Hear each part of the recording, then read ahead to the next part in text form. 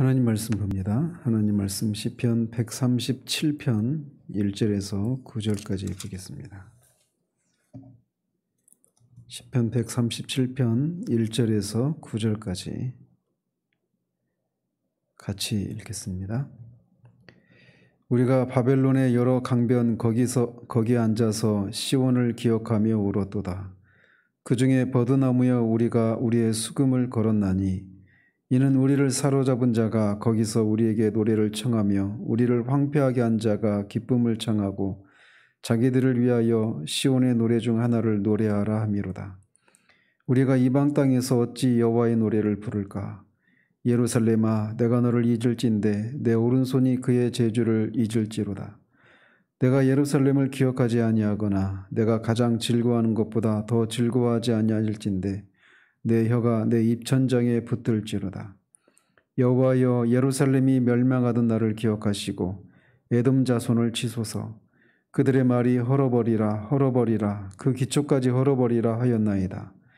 멸망할 딸 바벨론아, 내가 우리에게 행한 대로 내게 갚는 자가 복이 있으리로다. 내 어린 것들을 바위에 메어치는 자는 복이 있으리로다. 아멘.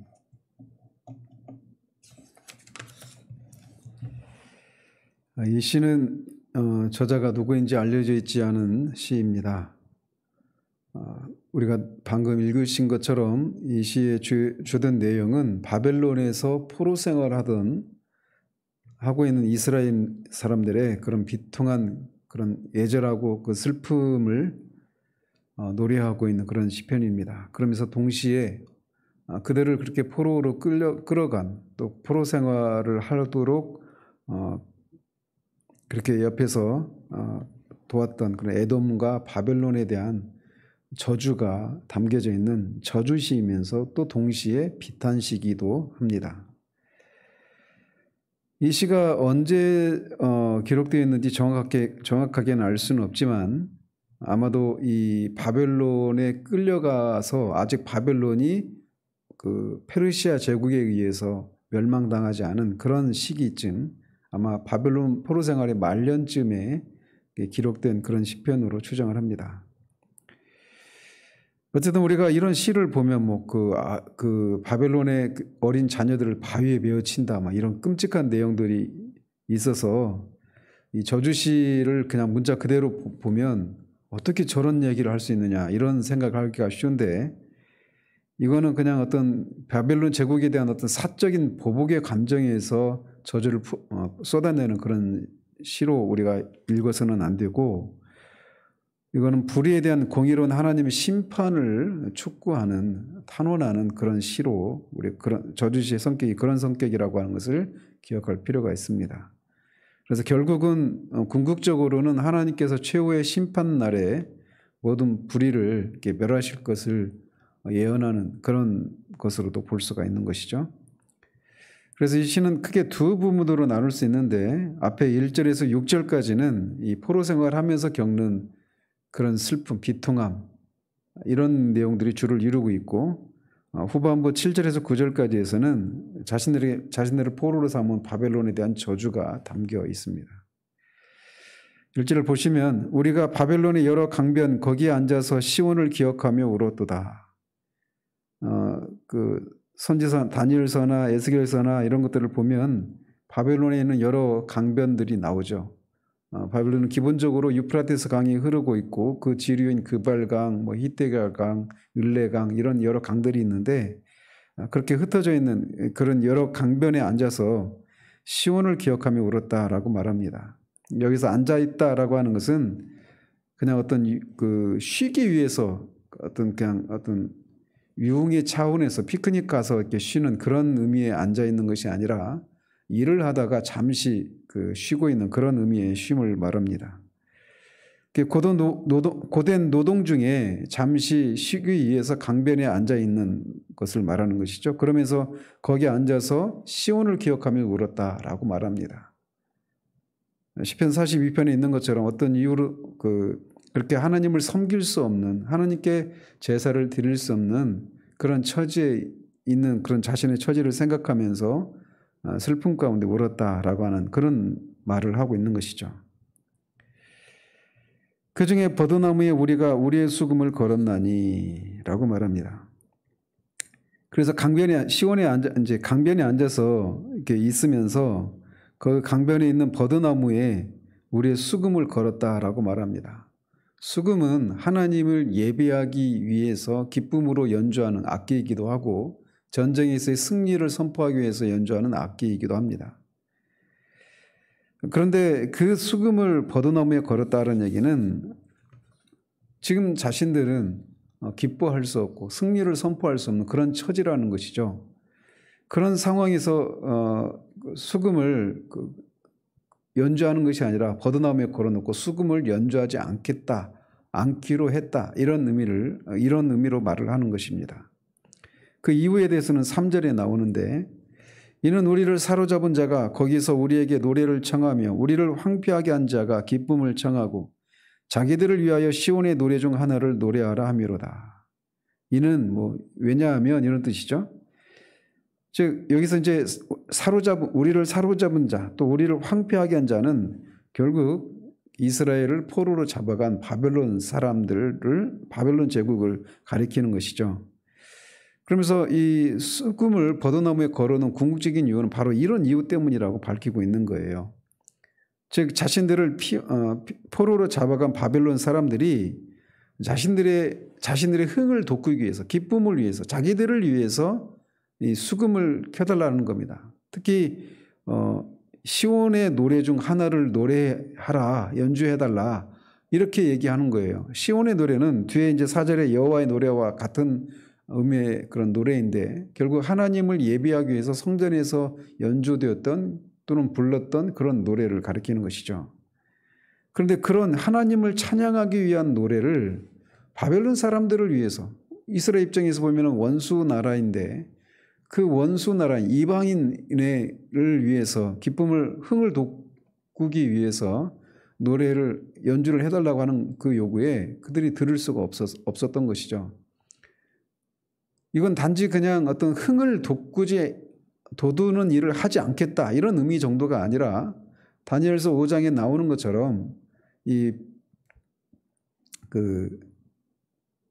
거기서도 그 바벨론 사람들이 잔치를 벌이면서 예루살렘 성전에서 가져온 그런 성전의 기구들을 가지고 금잔이나 은잔 이런 것에 술을 마시면서 막 잔치를 벌이지 않습니까? 이것은 결국 바벨론 사람들이 볼 때 자신들이 섬기는 신이 이스라엘의 섬기는 신보다 강하다라고 하는 것을 이스라엘 사람들로 깨닫도록 하기 위해서, 그래서 그들을 조롱하고 비웃기 위해서 시온의 노래, 여호와를 위해서 찬양하고 연주해야 될 노래를 켜달라고 요구하는 것이죠. 그런 요구를 들어줄 수가 없다. 이런 의미를 말하는 것입니다. 우리가 이방 땅에서 어찌 여호와의 노래를 부를까? 같은 얘기죠. 그래서 예배 때나 종교 행사 때 하나님을 찬양하기 위해서 부르는 노래를 바벨론 사람들의 흥을 돋우기 위해서, 그리고 그것을 통해 궁극적으로는 이스라엘의 신이 바벨론의 신보다 약하다라고 하는 것을 그들로 하여금 생각하면서 그들을 우쭐하게 하는 그런 일을 할 수가 없다. 이렇게 얘기를 하는 것입니다. 예루살렘아 내가 너를 잊을진대 내 오른손이 그의 재주를 잊을지로다. 이거 약간 이제 이 구절만 보면 약간 어려움이 있는데 6절과 서로 이제 대꾸를 이루고 있는 그런 구절입니다. 그래서 이 공동 번역에서는 이렇게 번역을 했어요. 예루살렘아 내가 너를 잊는다면 내 오른손이 말라버릴 것이다. 즉 6절과 같이 이렇게 연결해서 해석을 하자면 내가 예루살렘을 가장 큰 기쁨으로 삼지 않고 이방인들을 즐겁게 해주기 위해 악기를 연주한다면 나는 영원히 연주를 할 수 없는 무능한 자가 되리라. 이렇게 자신을 향해서 다짐하는 그런 얘기인 것이죠. 그래서 어떤 식으로든지 자는 내가 예루살렘을 잊고 하나님을 위한 연주를 하나님을 기뻐하는 그런 기쁘시게 하기 위한 그런 연주를 해야 될 사람인데 그런 자신의 처지를 잊고 내가 이방인을 위해서 연주를 한다면 내가 차라리 연주를 할 수 없는 그런 사람이 되는 게 낫겠다. 이런 식의 얘기인 것이죠. 결국 바벨론 사람들을 위한 찬송은 하지 않겠다라고 하는 시인의 굳은 의지를 이렇게 표현하는 것입니다. 내가 예루살렘을 기억하지 아니하거나 내가 가장 즐거워하는 것보다 더 즐거워하지 아니할진대 내 혀가 내 입천장에 붙을지로다. 이것도 5절과 같은 그런 맥락의 구절입니다. 그래서 예루살렘을 잊거나 예루살렘보다 더 사랑하는 것이 자신에게 있어서 그것을 위해서 노래한다면 신 자신의 혀가 입천장에 달라붙어서 아예 노래 자체를 말도 못하게 되는 그런 사람이 될 것이다 라고 하면서 재차 이방인을 위한 그런 노래를 하지 않겠다라고 다짐하고 있는 겁니다. 7절에서 9절까지는 이 에돔과 바벨론에 대한 저주가 나옵니다. 여호와여 예루살렘이 멸망하던 날을 기억하시고 에돔 자손을 치소서. 그들의 말이 헐어버리라 헐어버리라 그 기초까지 헐어버리라 하였나이다. 이 바벨론이 예루살렘을 함락할 때 바벨론 제국 그 군대 그 자기의 군대만 데리고 와서 예루살렘을 친 것이 아니라 주변에 있는 나라들을 동맹군을 자신들이 식민지로 삼은 나라의 군대를 끌고 와서 그렇게 예루살렘을 함락시켰는데 그 중에 한 나라가 에돔이었습니다. 우리가 알다시피 에돔은 야곱의 형 에서의 후손들이죠. 그런데 이 에돔이 늘 그 야곱과 에서와의 그 관계가 그 후손들 사이에서도 계속 지속되었는데 이 에돔이 그렇게 이스라엘이 바벨론의 침략을 받을 때 막 기뻐했던 거예요. 자기들의 원수니까. 그래서 그들이 더 이상 재기가 불능할 정도로 그들의 성을 헐어버려라. 기초까지 헐어버려라. 이렇게 노래했던 것이죠. 그리고 에가서나 이런 그 구절들을 보면 실제로 그날에 에돔이 그냥 가만히 그냥 그렇게 바벨론 사람들을 이렇게 막 그 독려하고 기뻐하기만 한 것이 아니라 실제로 같이 동참을 해서 예루살렘을 함락시키는 일에 동참했던 그런 일을 했다라고 기록이 되어 있습니다. 따라서 그런 에돔을 향해서 하나님께서 원수를 갚아달라고 탄원하고 있는 거예요. 실제로 이제 이 시인의 이 저주를 따라서든지 하나님의 섭리 가운데 AD 70년에 예루살렘 성이 파괴될 때 에돔은 그때 완전히 사라지고 맙니다. 지도상에서. 그 민족 자체가 사라지고 말아요. 그렇지만 하나님은 이스라엘을 다시 회복시키시죠. 그러면서 8절과 9절에서는 바벨론을 향한 저주를 퍼붓습니다. 멸망할 딸 바벨론아 내가 우리에게 행한 대로 내게 갚는 자가 복이 있으리로다. 내 어린 것들을 바위에 메어치는 자는 복이 있으리로다. 바벨론을 멸망할 딸 이렇게 여자로 부르고 있는 것은 히브리인들이 국가나 성을 여성화시켜서 언급했던 그런 전례를 따른 것입니다. 그래서 결국 바벨론을 멸망시키는 자는 복이 있을 것이다. 이런 얘기는 결국 바벨론이 멸망시켜 달라고 하는 그런 탄원이기도 하죠. 그래서 실제로 바벨론도 페르시아 제국에 의해서 멸망을 당합니다. 이제 끔찍한 것이 이제 9절이죠. 내 어린 것들을 바위에 메어치는 자는 복이 있다. 이렇게 말을 해서 그 자체로 보면 굉장히 끔찍한 그런 저주이긴 한데 이게 근동에서 전쟁을 벌일 때 이렇게 패전국이 더 이상 그 기사 회생할 수 없도록 더 이상 그래서 보복할 수 없도록 하기 위해서 그렇게 어린 아이들까지 죽이는 그런 일들이 있었는데 그것을 탄원하고 있는 내용이에요. 그래서 앞에서도 말씀드린 것처럼 이건 그냥 사적인 그런 보복의 차원에서 이렇게 저주를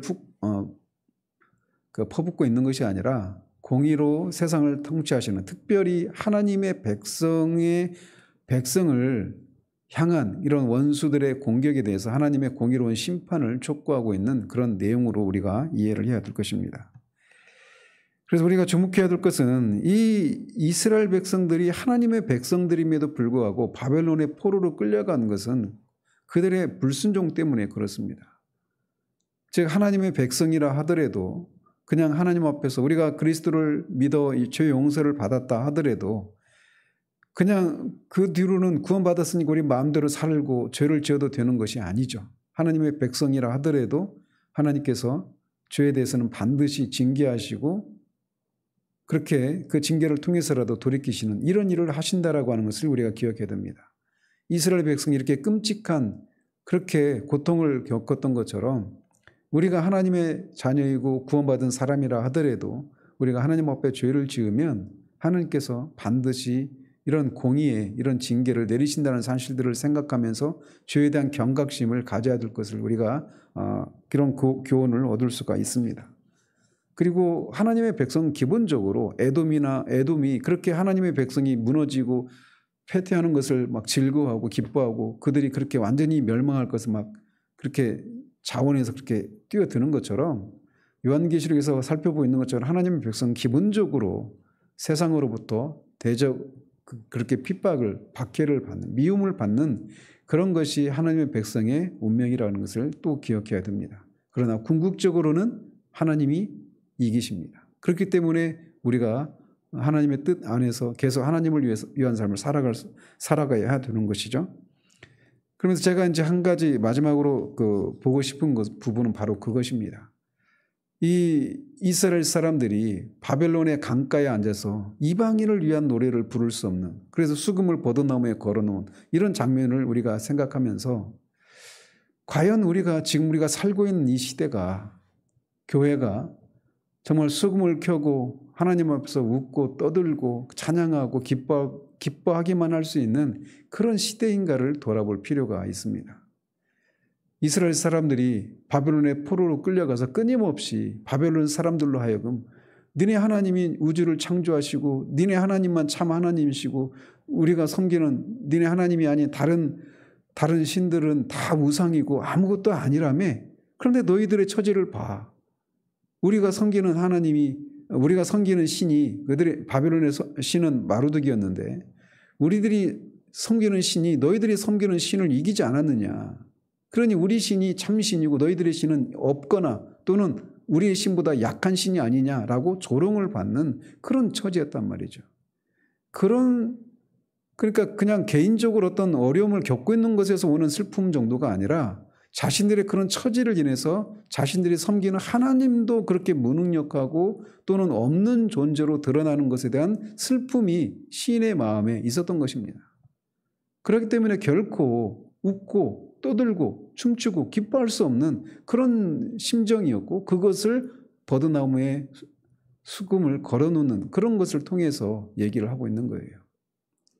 마찬가지로 우리가 살고 있는 이 시대의 교회가 또 교회를 구성하고 있는 우리 한 사람 한 사람의 삶이 과연 세상 가운데서 우리가 섬기는 하나님이 정말 참 하나님이시고 우리의 삶을 인도하시고 우리를 보호하시고 하나님만 참 하나님이시고 왕의 왕이시고 주의 주라고 하는 그런 현실들을, 그런 실제를 분명하게 드러내고 있는가?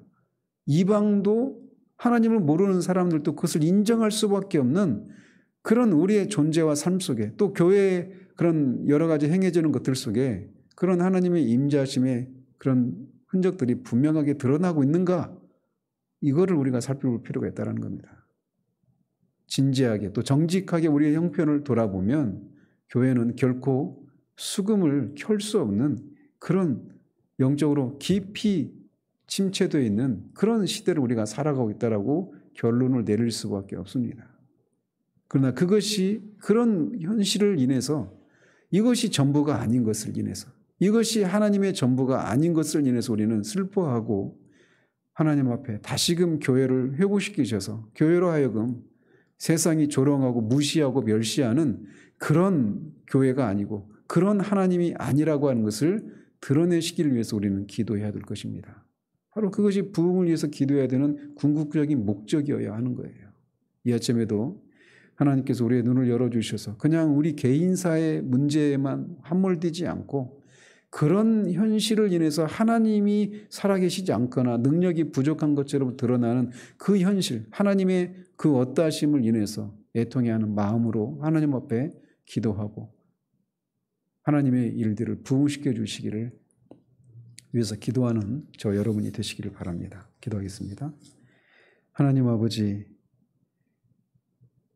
자신들의 죄로 인해서 포로로 끌려가 이방인의 땅에 살며 이방인들이 자신들의 흥을 돋구기 위해서 또 자신들이 섬기는 신이 이스라엘의 신보다 크고 능력이 있는 참 신이라고 하는 것을 드러내기를 요구하는 그 요구를 들을 수 없어 하는 시인의 그 비통한 마음을 담고 있는 시편을 우리가 살펴보았습니다. 우리가 살고 있는 시대가 그렇게 포로 생활을 하고 있는 이스라엘과 같은 처지가 아닌지 돌아보게 됩니다. 너희들의 하나님이 어디 있느냐? 너희 하나님이 참으로 살아계신 하나님이시냐? 그렇다면 너희들이 어떻게 그렇게 비참한 가운데 있을 수 있느냐? 삶의 능력도 없고 너희들이 말하는 그런 만족도, 기쁨도, 평강도 그런 너희들이 말하는 그 하나님의 인도하심의 분명한 흔적도 드러나지 않는데 너희들이 섬기는 하나님이 진짜 하나님이냐라고 조롱하고 멸시하는 듯한 그 세상의 소리들을 들을 수 있는 우리들 될 수 있도록 도우시옵소서. 우리 개인의 문제에만 함몰되어서 우리의 현실을 인해서 그렇게 현실을 바라보며 세상이 조롱하고 멸시하는 그것을 듣지 못하는 우리들 아니기를 원합니다. 그것을 들어도 그것을 인해서 애통해하지 않고 오직 내 문제에만 함몰되어서 그저 하나님 앞에 내 문제를 해결해 주시기만을 구하는 우리들 되지 않기를 원합니다. 이 아침에도 하나님 앞에 이 시대가 이 세상 가운데 바벨론의 포로가 된 이 교회의 현실들을 하나님 보고 애통해하며 하나님의 영광을 혁혁히 드러내는 부흥을 위해서 기도할 수 있는 우리들 될 수 있도록 도우시기를 원하옵고 우리 주 예수 그리스도 이름으로 기도합니다. 아멘.